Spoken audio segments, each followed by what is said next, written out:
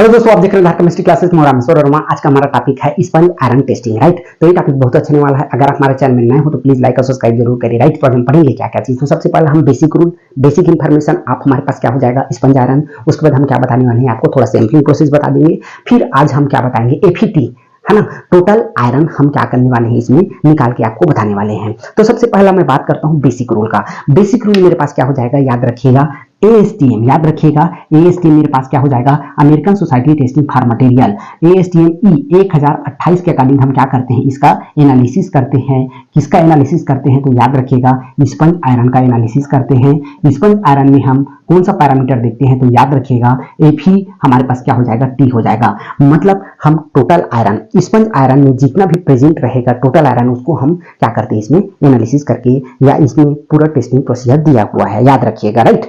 अब याद रखिएगा हमारे पास हम टोटल आयरन बोल दिए, तो स्पंज आयरन में कितने प्रकार का आयरन होता है, इसको सबसे पहले समझिएगा। तो फॉर्म्स ऑफ आयरन क्या हो जाएगा, हमारे पास एफईएम होता है सबसे पहले हमारे पास, ठीक है। दूसरा हमारे पास क्या हो जाएगा, एफईटी हो जाएगा, जिसको हम अभी पढ़ रहे हैं। तीसरा हमारे पास क्या हो जाएगा, एफई हो जाएगा। ये ऑक्साइड के फॉर्म में रहता है, इसको आपको याद रखना है। तो सबसे पहले एफईएम रहता है, फिर एफईटी रहता है, फिर एफई हमारे पास क्या हो जाएगा, ओ हो जाएगा, जो कि ऑक्साइड के रूप में रहता है। अब एफईटी अलग अलग फॉर्म में होता है, इसको देखिएगा। टोटल आयरन बोला है तो एफई हमारे पास क्या हो जाएगा, ओ हो जाएगा। एफई हमारे पास क्या हो जाएगा, 2O हो जाएगा, 3 हो जाएगा। और हमारे पास ये फेरस है ना, और ये हमारे पास क्या हो जाएगा, फेरिक हो जाएगा। तो ये तीन अलग अलग हमारे पास और फॉर्म यहाँ पे देखा जाता है, किसमें, तो टोटल आयरन में, ठीक।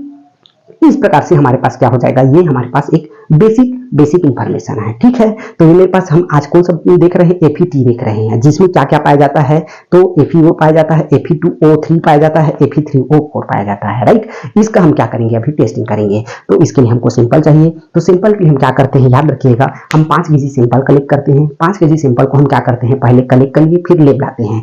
लेब में उसको प्रिपेयर करने से पहले हम लाद देते हैं, उसको स्क्रीनिंग करते हैं। जैसे कोई छोटा हो गया, कोई बड़ा हो गया, तो एक फार्म को जो अलग अलग एक नॉर्मल साइज है उसको अलग कर लेते हैं, जिसको हम बोलते हैं स्क्रीनिंग। फिर इसको हम क्या करते हैं, लगभग 12.5 mm के साइज में ले आते हैं, तब होमोजेनियस हो गया। फिर उसको अच्छे से हम क्या करते हैं, कोडिंग क्वाड्रिंग करते हैं। 5 केजी से लेकर हम क्या करते हैं, 100 ग्राम तक के लाते हैं।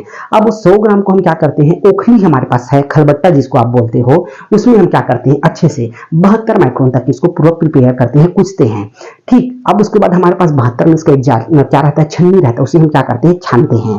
जो सिंपल हमारे पास बचा है छानने के बाद, उसको हम अच्छे से प्रॉपर्ली मिक्स करते हैं। मिक्स करने के बाद हम क्या करते हैं, इसको लेब में टेस्टिंग के लिए यूज करते हैं, किसका, एफईटी का। तो याद रखिएगा, इसके लिए मैं सबसे पहले याद क्या लेता हूं, तो एक 500 ml का आपको क्या लेना है, याद रखिएगा, कोनिकल फ्लास्क लेना है, या तो आपको क्या लेना है, याद रखिएगा, बीकर, जो है आपके पास सब चलेगा, ठीक है। 500 ml का कोनिकल फ्लास्क या तो बीकर, एकदम नीट एंड क्लीन होना चाहिए, बस इसको याद रखिएगा, लेते हैं, ठीक है। अब उसके बाद दूसरा हम क्या करते हैं, इसमें 0.2 ग्राम, याद रखिएगा, हम क्या लेते हैं, सिंपल लेते हैं, या 200 mg, जो भी आपको समझ आए आप वो लिख सकते हो, ठीक है। सिंपल लेते हैं, और सिंपल किसका रहेगा, तो याद रखिएगा स्पंज आयरन का लेते हैं, ठीक है, जिसको हम अभी क्या कर रहे हैं, जिसको हम अभी प्रिपेयर किए हैं, ठीक। अब हो गया, उसके बाद हम क्या करते हैं, लेते हैं। अब इसमें याद रखिएगा हम क्या डालते हैं, 50 ml हम डालते हैं हाइड्रोक्लोरिक एसिड डालते हैं, HCl डालते हैं, इसको याद रखिएगा। 50 ml हम क्या डालते हैं, हाइड्रोक्लोरिक एसिड डालते हैं, जिसका रेशियो क्या रहेगा, 1:1 रेशियो होना चाहिए।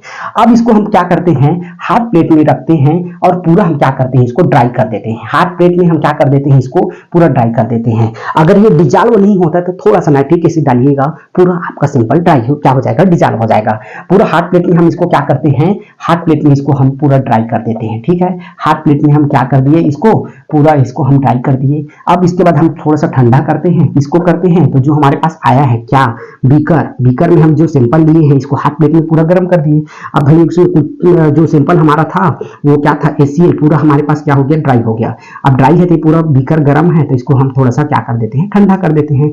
अब ठंडा रूम टेम्परेचर में हो गया। जैसे ठंडा हो गया उसके बाद हम क्या करते हैं, याद रखिएगा, ठंडा होने के बाद हम क्या करते हैं, इसको हम इसमें 25 ml, याद रखिएगा, हम डालते हैं HCl डालते हैं, और 25 ml हम डालते हैं, क्या चीज डालते हैं, तो DA वाटर डालते हैं, याद रखिएगा। 25 ml HCl, दोबारा मैं बात कर रहा हूं ना, दोबारा हम पहले 25 से 50 डाले, उसको ड्राई कर दिए, खेल खत्म। अब दूसरा आया है 25 ml HCl, दूसरा फिर 25 ml हम DA, फिर उसके बाद हम क्या करते हैं, DM डालते हैं ना, एकदम आराम से बता रहा हूं, आप समझते जाइएगा, कोई जगह कोई दिक्कत नहीं होना चाहिए, राइट। ये हो गया। फिर अब इसको हम क्या करते हैं, बॉइल्ड करते हैं, ठीक है। दोनों 25 दोनों क्या हो जाएगा, हमारे पास हो गया 50 ml। अब इसको मैं 25 ml तक की मैं क्या करता हूं, पूरा बॉइल्ड करता हूं, जब तक 25% ना बचे, या 50% बोल सकते हो, क्योंकि 25 दोनों 50% जब तक ना बचे तब तक इसको बॉइल्ड करना है।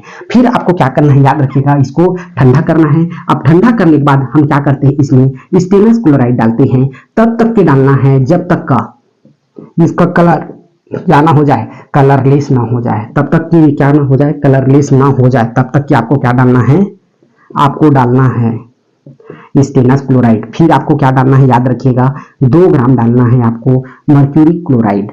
2 ग्राम आपको क्या डालना है, मर्क्यूरी क्लोराइड डालना है, इसको आपको याद रखना है, ठीक है। हम स्टेनलेस क्लोराइड तब तक की डालते हैं जब तक का इसका कलरलेस ना हो जाए। जैसे कलर चेंज हो गया या कलरलेस हो गया, फिर आपको 2 ग्राम क्या डालना है, इसमें याद रखिएगा, आपको स्टेनलेस क्लोराइड डालना है। फिर आपको क्या करना है, याद रखिएगा, जैसे हो गया उसके बाद हम क्या डालते हैं, इसमें 30 ml, इसमें हम क्या डालते हैं, 30 ml, याद रखिएगा, हम डालते हैं एसिड मिक्सचर। अब एसिड मिक्सचर हमने बताया है क्या क्या चीज से मिलकर बनाया है एसिड मिक्सचर हम डालते हैं, तो याद रखिएगा, सल्फ्यूरिक एसिड H2SO4 प्लस हम क्या डालते हैं, H3PO4 प्लस हमारे पास क्या हो जाएगा, DM। ये तीनों को हम एक साथ मिला के हम क्या बनाते हैं, तो याद रखिएगा, हम बनाते हैं एसिड मिक्सचर। इसका हम 30 ml इसमें डालते हैं। फिर हम इसमें क्या डालते हैं, 6 से 7 ड्रॉप हम डालते हैं, याद रखिएगा, BDS, हम क्या डालते हैं, BDS इंडिकेटर होता है, उस इंडिकेटर को डालते हैं। फिर हम ब्यूरेट में, याद रखिएगा, जो ब्यूरेट हमारे पास रहेगा उसमें हम 0.1 नॉर्मलिटी का पोटेशियम डाइक्रोमेट हम डालते हैं, याद रखिएगा, पोटेशियम डाइक्रोमेट K2Cr2O7 हम डालते हैं, ठीक है। और उसको हम पूरा 100 ml का है तो 100 ml तक के भर देते हैं, 50 ml है तो 50 ml तक। जनरली हम लेब में 100 ml का ज्यादा यूज करते हैं ब्यूरेट। अब पूरा 100 ml तक के भर दिए तो ब्यूरेट इस प्रकार से आपका रहेगा, और नीचे में आपका जो सिंपल रहेगा वो आपका रहेगा। हो सकता है आपको निकल फ्लास्क के लिए है तो इस प्रकार से रहेगा, या बीकर में लिए है तो। जो पूरा हम डाले हैं इसमें हम क्या क्या डाले हैं, तो याद रखिएगा, हमने डाला है 25 ml प्लस 50 ml, हमने डाला है HCl, और 0.2 ग्राम हमारे पास क्या है, सिंपल है, और स्टेनलेस क्लोराइड डाले हैं कलर चेंज होने तक। फिर 2 ग्राम हम क्या डाले हैं, मर्क्यूरी क्लोराइड डाले हैं, और उसके बाद हम एसिड मिक्सचर डाले हैं। 6 से 7 ड्रॉप हम क्या डाल दिए हैं इसमें, याद रखिएगा, BDS। तो इतना इसमें डाला हुआ है। अब ये मेरे पास क्या हो जाएगा, याद रखिएगा, 0.1 नॉर्मलिटी का K2Cr2O7। इतना को हम क्या करते हैं, जब अच्छे से टाइट्रेट करते हैं तो ये कन्वर्ट होता है, इसका याद रखिएगा ऑक्सीडेशन होता है। फेरस से किस में कन्वर्ट होता है, तो याद रखिएगा, हम किसके प्रेजेंस में करा रहे हैं, तो इसमें एक रिएक्शन होता है। रिएक्शन को आपको याद रखना जरूरी है, K2Cr2O7 का रिएक्शन हम प्रेजेंस में कराते हैं तो हमारे पास क्या बन जाता है, Fe3 में कन्वर्ट हो जाता है। Fe2 से किसमें कन्वर्ट हो जाता है, Fe3 में कन्वर्ट हो जाता है। कब होगा, अब जब हम इसको ड्रॉप बाय ड्रॉप हम क्या करते हैं, इसको हम ड्रॉप बाय ड्रॉप जब इसका हम क्या कराते हैं, टाइट्रेशन कराते हैं, और टाइट्रेशन कराते हैं तो इन पॉइंट मेरा क्या हो जाएगा, याद रखिएगा, वायलेट कलर होगा, तब जाके ये कन्वर्ट होता है Fe3 में। अब इस पॉइंट को हम नोट करते हैं, तो सपोज करो 25 में आया, ये रिजल्ट कितना आ गया, 25 में आया, तो ये क्या हो गया, कन्वर्ट हो गया। अब इसका कैलकुलेशन है, तो कैलकुलेशन बहुत इजी है, देख लीजिएगा कैलकुलेशन क्या है इसका। तो हमारे पास क्या हो जाएगा, Fe, ठीक है, टोटल है। अब इसके लिए हमारे पास TB हो गया इंटू 0.1 नॉर्मलिटी आप पोटेशियम डाइक्रोमेट इंटू मेरे पास क्या हो जाएगा 5585 न्यूमेरिकल फैक्टर आप मेरे पास क्या हो जाएगा, ये हो जाएगा atomic weight iron divided by simple weight, ठीक है, सिंपल वेट हो जाएगा इंटू फैक्टर मेरे पास क्या है 10 है। कहीं कहीं पे कई लोग 100/1000 बताते हैं, तो लेकिन कोई मतलब थोड़ी है, ये 20 गया, 10 बच गया तो मैंने 10 डायरेक्टली लिख लिया, राइट। अब मैं देखता हूं यहाँ पे मेरे पास कितना आ गया, 25 इंटू 0.1 नॉर्मलिटी इंटू मेरे पास 5585 है ना, याद रखिएगा। सिंपल वेट मैंने लिया है 0.2 ग्राम इंटू मेरे पास क्या हो जाएगा 10, ठीक है। अब इसका हम क्या करते हैं, पूरा कैलकुलेशन करते हैं तो 69.81% आता है। Fe का मेरे पास कितना आ गया, 69.81, ये मेरे पास क्या हो जाएगा, इसका पूरा कैलकुलेशन हो जाएगा। ये पूरा प्रोसीजर मेरे पास क्या हो जाएगा, स्पंज आयरन में आयरन का टोटल आयरन Fe, राइट, इसको हमने पूरा क्या कर दिया, स्टेप बाय स्टेप हमने आपको बता दिया। एक बार मैं क्विक रिवीजन कर देता हूं ताकि आप केवल सुनिए और उसके बाद लंबी समय तक इसको याद रखिए। तो सबसे पहले हम क्या करते हैं, याद रखिएगा, हम एक नीट एंड क्लीन हमने क्या लिया है, 5 ml का कोनिकल फ्लास्क लिए हैं, या हम क्या लिए हैं, बीकर लिए हैं। अब उसमें हम क्या करते हैं 0.2 ग्राम हम डालते हैं, सैंपल डालते हैं या 200 mg सैंपल डालते हैं। सैंपल डालने के बाद हम क्या करते हैं उसमें याद रखिएगा हम 50 ml हम डालते हैं HCl, फिर उसको पूरा हाथ प्लेट में ड्राई करते हैं। जैसे ड्राई हो जाता है फिर रूम टेम्परेचर में ठंडा करते हैं। ठंडा करने के बाद उसमें 25 ml HCl प्लस 25 ml पानी डालते हैं। फिर से उसको बॉइल्ड करते हैं। जैसे 50 ml हो गया ना तो उसको 25 ml आने तक, मतलब 25% तक के।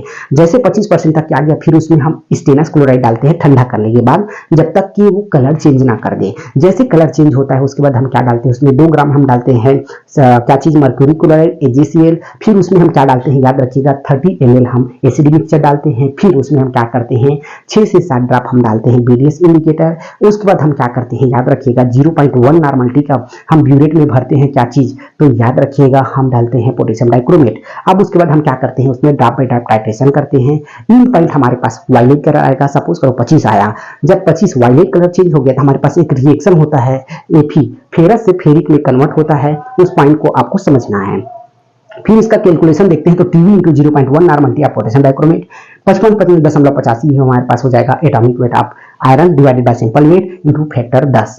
पूरा को कैलकुलेट करने पे 69.81% हमारे पास क्या आया है FeT का वैल्यू आया है, राइट। तो ये पूरा प्रोसीजर हमारे पास क्या हो जाएगा स्पंज आयरन में FeT एनालिसिस का पूरा प्रोसीजर है, राइट। तो आज के लिए बस इतना ही, तब तक के लिए थैंक यू।